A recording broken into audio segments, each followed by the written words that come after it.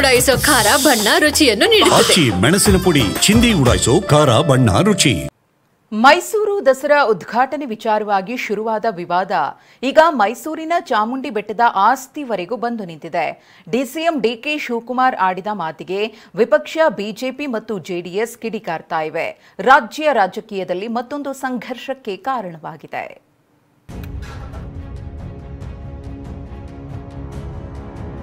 ದಸರಾ ಉದ್ಘಾಟನೆಗೆ ಬೂಕರ್ ಪ್ರಶಸ್ತಿ ವಿಜೇತೆ ಭಾನು ಮುಸ್ತಾಕ್ ಅವರನ್ನ ಆಯ್ಕೆಗೆ ಬಿಜೆಪಿ ವಿರೋಧಿಸಿದೆ. ಹಿಂದೂಗಳ ಹಬ್ಬ ದಸರಾ ಉದ್ಘಾಟನೆಗೆ ಮುಸ್ಲಿಂ ಸಮುದಾಯದ ಭಾನು ಮುಸ್ತಾಕ್ ಯಾಕೆ ಅಂತ ಪ್ರಶ್ನಿಸಿದೆ. ಅದರಲ್ಲೂ ಕೇಂದ್ರ ಸಚಿವೆ ಶೋಭಾ ಕರಂದ್ಲಾಜೆ ಭಾನು ಮುಸ್ತಾಕ್ ಚಾಮುಂಡಿ ಬೆಟ್ಟ ಹತ್ತಬಾರದು ಅಂತ ಹೇಳಿದ್ರು. ಇದಕ್ಕೆ ತಿರುಗೇಟು ಕೊಟ್ಟಿದ್ದ ಡಿಸಿಎಂ ಡಿಕೆ ಚಾಮುಂಡಿ ಬೆಟ್ಟ ಕೇವಲ ಹಿಂದೂಗಳ ಆಸ್ತಿ ಅಲ್ಲ ಅಂತ ಹೇಳಿದ್ರು. ಚಾಮುಂಡಿ ಬೆಟ್ಟ ಚಾಮುಂಡಿ ದೇವರು ಎಲ್ಲಾ ಧರ್ಮದವ್ರಿಗಿದೆ, ಹಿಂದೂಗಳ ಆಸ್ತಿ ಏನಲ್ಲ. ಅದ್ಯಾವಾಗ ಹೀಗೆ ಡಿಸಿಎಂ ಡಿಕೆ ಚಾಮುಂಡಿ ಬೆಟ್ಟ ಹಿಂದೂಗಳ ಆಸ್ತಿ ಅಲ್ಲ ಅಂತ ಹೇಳಿದ್ರು. ಇದು ಬಿಜೆಪಿಗರ ಕಣ್ಣು ಕೆಂಪಗಾಗಿಸಿದೆ. ಆಡಳಿತ ಪಕ್ಷ ಮತ್ತು ವಿಪಕ್ಷ ನಾಯಕರ ನಡುವೆ ಮಾತಿನ ಕದನ ಶುರುವಾಗಿದೆ. ಚಾಮುಂಡೇಶ್ವರಿ ಚಾಮುಂಡಿ ಬೆಟ್ಟ ಹಿಂದೂಗಳ ಆಸ್ತಿ ಅಲ್ಲ, ಮತ್ತೆ ಯಾರ ಆಸ್ತಿಯಪ್ಪ? ನಾನು ಡಿಕೆ ಶಿವಕುಮಾರ್ ಅವರಿಗೆ ಕೇಳಕ್ಕೆ ಇಚ್ಛೆ ಪಡ್ತೀನಿ, ಚಾಮುಂಡಿ ಬೆಟ್ಟ ಯಾರ ಆಸ್ತಿ? ನಮ್ಗೆಲ್ಲರಿಗೂ ಕೂಡ ಪ್ರವೇಶ ಇದೆ. ಬರೀ ಅವರು ನೀವು ಯಾರು ಬರಬಾರ್ದು ಅಂತ ಯಾರು ಅವ್ರು ಏನಾದ್ರು ಹೇಳ್ತಾ ಇದ್ದಾರಾ? We can't tell it. It is A government property, it is not A private property. ಮುಜರಾಯಿ ಆಸ್ತಿ ಆದ ತಕ್ಷಣ ಅದು ಹಿಂದೂಗಳ ಆಸ್ತಿ ಅಲ್ಲ ಅಂತ ಅರ್ಥನ ನಿಮ್ದು? ಏನ್ ಮಾಡ್ತಾ ಇರೋಕೆ ಮತ್ತೆ ಆಡಕ್ಕೆ ಹೊರಟಿದ್ದೀರಿ ನೀವು? ಚಾಮುಂಡಿ ಬೆಟ್ಟದ ಬಗ್ಗೆ ಅಂದ್ರೆ ಇದು ಹಿಂದೂಗಳ ಆಸ್ತಿ ಅಲ್ಲ ಅಂತ ಹೇಳಿ. ಆಸ್ತಿ ಯಾರ್ದು ಅನ್ನೋದು ಎಲ್ಲರಿಗೂ ತಿಳಿದಿದ್ದೆ ಅಲ್ಲ, ಇದು ಮುಜರಾಯಿ ಆಸ್ತಿ. ಇನ್ನು ಡಿಕೆ ಹೇಳಿಕೆಯನ್ನ ಖಂಡಿಸಿರುವ ಮೈಸೂರು ರಾಜವಂಶಸ್ಥ ಕಂ ಬಿಜೆಪಿ ಸಂಸದ ಯದುವೀರ್ ಒಡೆಯರ್ ಇದೊಂದು ಹಾಸ್ಯಾಸ್ಪದ ಹೇಳಿಕೆ ಅಂತ ಹೇಳಿದ್ದಾರೆ. ಇದಕ್ಕೆ ತಿರುಗೇಟು ಕೊಟ್ಟ ಡಿಕೆ ಶಿವಕುಮಾರ್, ಒಡೆಯರ್ ಅವರು ಬಿಜೆಪಿ ಸೇರಿದ ಮೇಲೆ ಕುಟುಂಬದ ಇತಿಹಾಸ ಮರೆತಿದ್ದಾರೆ ಅಂತ ಹೇಳಿದ್ದಾರೆ. ಈಗಾಗಲೇ ಅದು ಅತ್ಯಂತ ಒಂದು ಆಘಾತಕಾರಿ ಹೇಳಿಕೆ, ಹಾಸ್ಯಾಸ್ಪದದ್ದು ಒಂದು ಹೇಳಿಕೆ ಬಂದಿರೋದು ಮತ್ತು ಮೈಸೂರಿನ ನಿವಾಸಿಗಳಿಗೆ ಧಕ್ಕೆ ಕೊಡುವಂಥದ್ದು ಹೇಳಿಕೆ ಬಂದಿರೋದು ನಿಜಕ್ಕೂ ಖಂಡನೀಯ. ಈಗ ಬಿಜೆಪಿ ಜೊತೆ ಸೇರ್ಕೊಂಡ್ಬಿಟ್ಟಿದಾರಲ್ಲ ಅವ್ರ ಹಿಸ್ಟ್ರಿ ಮರ್ತು ಬಿಟ್ಟಿದ್ದಾರೆ. ಅವ್ರ ಹಿಸ್ಟ್ರಿ ಮರ್ತು ಬಿಟ್ಟಿದ್ದಾರೆ. ನಾನೊಬ್ಬ ಹಿಂದೂ, ನಾನು ಚಾಮುಂಡೇಶ್ವರಿ ಆ ತಾಯಿ ಬಗ್ಗೆ ಅಪಾರವಾದಂತ ವಿಶ್ವಾಸ ಇಟ್ಟು ಹಿಂದೂ ದೇಗುಲ ಅಲ್ಲದಿದ್ರೆ ಮುಜರಾಯಿ ಇಲಾಖೆ ಅಡಿ ತರುತ್ತಿರಲಿಲ್ಲ.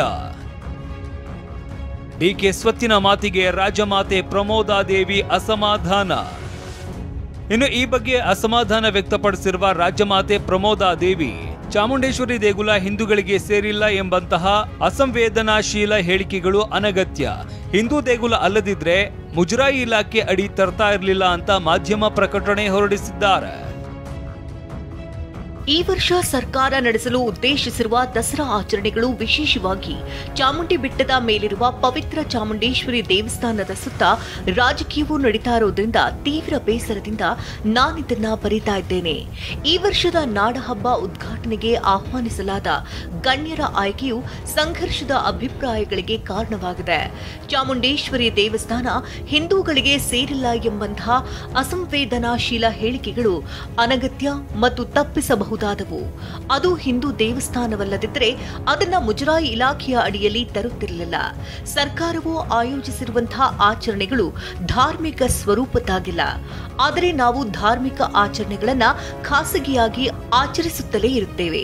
ಸರ್ಕಾರ ಕೂಡ ಸಾಂಸ್ಕೃತಿಕ ಆಚರಣೆಗಳನ್ನ ಅರಮನೆಯ ಮುಂದೆ ಆಯೋಜಿಸುತ್ತೆ. ಎರಡು ಆಚರಣೆಯಿಂದ ಗೊಂದಲ ಆಗದಿರಲಿ ಎಂದು ಪ್ರತ್ಯೇಕ ಸಮಯ ನಿಗದಿ ಮಾಡಲಾಗಿದೆ. ಸಂಘಗೀತಿಯ ಡ್ಯಾಮೇಜ್ ಕಂಟ್ರೋಲ್ಗೆ ಬೆಟ್ಟದ ವಿವಾದ. ಡಿಕೆ ಹೇಳಿಕೆಗೆ ಹೊಸ ರೂಪ ಕೊಟ್ಟ ಶೋಭಾ ಕರಂದ್ಲಾಜೆ. ಚಾಮುಂಡಿ ಬೆಟ್ಟ ಯಾರ ಆಸ್ತಿ ಎಂಬ ಡಿಕೆ ಹೇಳಿಕೆಯ ಚರ್ಚೆಗೆ ಕೇಂದ್ರ ಸಚಿವೆ ಶೋಭಾ ಕರಂದ್ಲಾಜೆ ಹೊಸ ರೂಪ ಕೊಟ್ಟಿದ್ದಾರೆ. ಡಿಕೆ ಹಿಂದೆ ಹಾಡಿದ್ದ ಆರ್ಎಸ್ಎಸ್ ಸಂಘಗೀತಿಯ ಡ್ಯಾಮೇಜ್ ಮುಚ್ಚಿಕೊಳ್ಳೋದಕ್ಕೆ ಈ ವಿವಾದ ಸೃಷ್ಟಿಸಿರುವುದಾಗಿ ಬಾಂಬ್ ಸಿಡಿಸಿದ್ದಾರೆ. ಯಾವಾಗ ನೀವು ಆರ್ಎಸ್ಎಸ್ ಬಗ್ಗೆ ಹೇಳಿದ್ರಿ, ಪ್ರಾರ್ಥನೆಯನ್ನು ಹೇಳಿದ್ರಿ, ಆವಾಗ ನಿಮ್ಮ ಹೈಕಮಾಂಡ್ ನಿಮ್ಮ ಮೇಲೆ ಸಿಟ್ಟು ಮಾಡ್ಕೊಂತು. ನಿಮ್ಗೆ ಸೂಚನೆ ಬಂದಿದೆ, ಇದರಿಂದ ಆಚೆ ಬರಬೇಕು. ಅದಕ್ಕಾಗಿ ಯು ಕ್ರಿಯೇಟೆಡ್ ಎ ಕಾಂಟ್ರವರ್ಸಿ ಇನ್ ಚಾಮುಂಡಿ ಬೆಟ್ಟ.